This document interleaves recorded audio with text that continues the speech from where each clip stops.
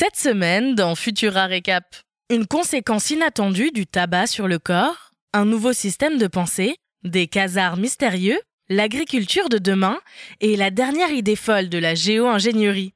Bonjour à toutes et à tous, je suis Maëlle Diallo et voici les 5 actus de la semaine qu'il ne fallait pas rater.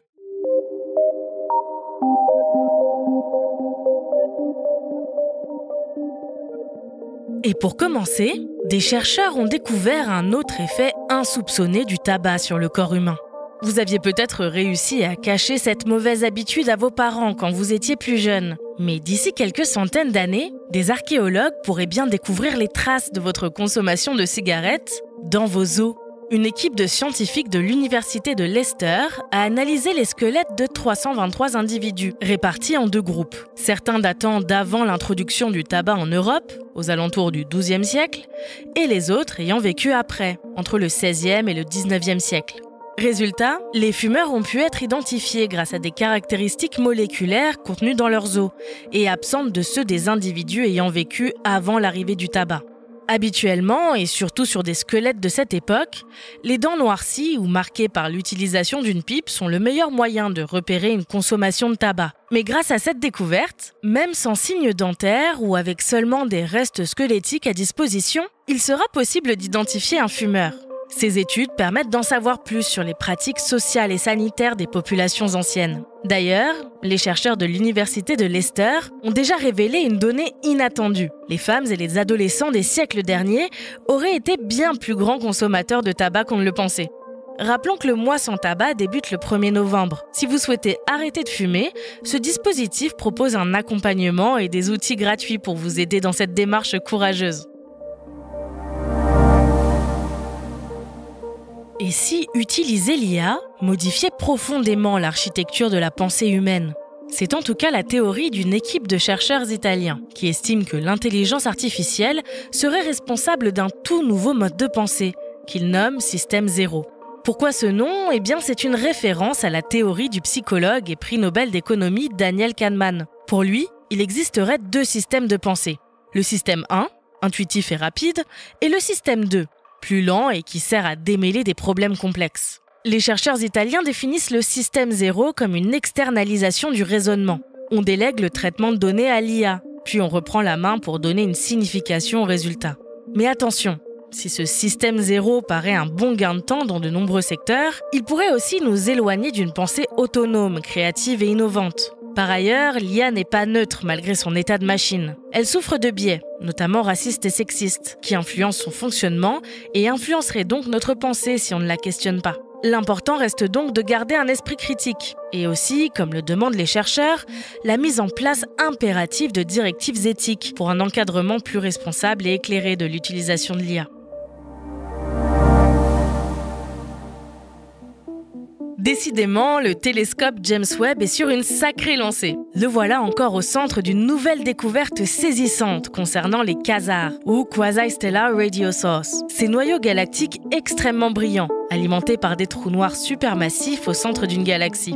Les quasars sont les entités les plus lumineuses de l'univers, et la formation des plus anciens d'entre eux, seulement quelques centaines de millions d'années après le Big Bang, intrigue les chercheurs. Jusqu'ici, l'hypothèse était que ces quasars s'étaient formés dans des zones denses de l'univers, où se trouvait un tas de petites galaxies, de gaz et de poussière. Mais c'est là que le télescope James Webb entre en jeu. D'après les images qu'il a capturées, des quasars très anciens évoluent en fait dans des espaces presque vides, et sont pourtant aussi massifs et brillants que d'autres du même âge, situés dans des régions plus riches en matière.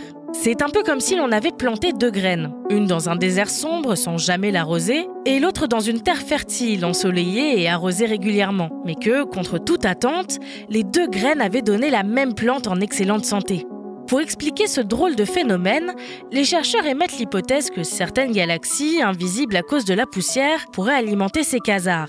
Mais si cette théorie ne tient pas, cela pourrait remettre en question ce que nous savons de ces entités et des trous noirs supermassifs en général. En tout cas, c'est un bel exemple de découverte qui cache en fait un nouveau mystère à résoudre.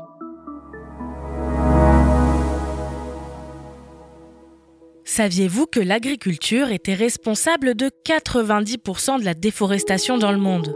Pour remédier à cela, des bio-ingénieurs de l'Université de Californie pensent avoir trouvé une solution, l'électro-agriculture. Le but de cette innovation est de remplacer la photosynthèse, qui est à la base de la croissance des plantes, mais qui est pour le moins inefficace dans son état naturel. Seul 1% de la lumière absorbée par un végétal est convertie en glucides, qui deviennent ensuite des éléments structuraux ou des réserves d'énergie. En bref, l'électroagriculture prévoit de remplacer les champs par des bâtiments équipés de panneaux photovoltaïques pour alimenter une réaction chimique entre l'eau et le CO2, alors transformé en acétate. Cet acétate viendrait se substituer aux glucides pour nourrir des plantes cultivées sur un sol neutre. Selon les chercheurs, cette réaction chimique est 4 fois plus efficace que la photosynthèse et pourrait, à terme, réduire de 94% les terres américaines occupées par l'agriculture. Seul bémol, une fois adultes, les plantes ne savent plus utiliser l'acétate. L'équipe californienne étudie donc l'idée de modification génétique qui leur permettrait de contourner cet obstacle. Par contre, les champignons, les levures et les algues sont d'ores et déjà aptes à être cultivés par électroagriculture. Les chercheurs sont donc optimistes et espèrent voir cette nouvelle solution plus durable se mettre en place dans un avenir proche.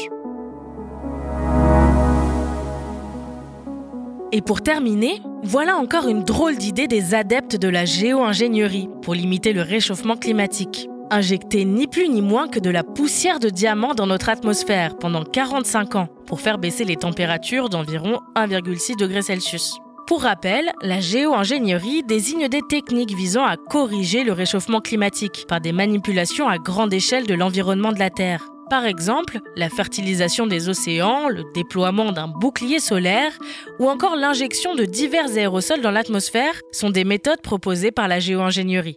La poussière de diamant serait efficace pour réfléchir la lumière et la chaleur, et surtout moins dangereuse que notamment le dioxyde de soufre, qui était une piste populaire, mais qui risquait d'endommager la couche d'ozone et même de provoquer des pluies acides.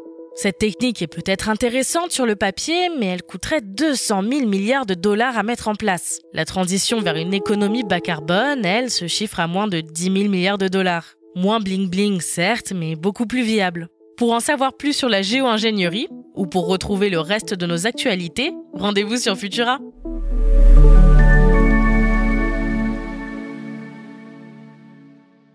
C'est tout pour cette semaine. Si vous nous écoutez sur les apps audio, pensez à vous abonner pour nous retrouver toutes les semaines et à nous laisser une note et un commentaire. Cette semaine, je vous propose d'aller à la rencontre du thylacine dans notre dernier épisode de Bêtes de science. Agatha Liévin-Bazin vous dira tout sur ce marsupial disparu il y a moins de 200 ans. Quant à moi, je vous souhaite une excellente journée ou une très bonne soirée et je vous dis à la semaine prochaine dans Futura Récap.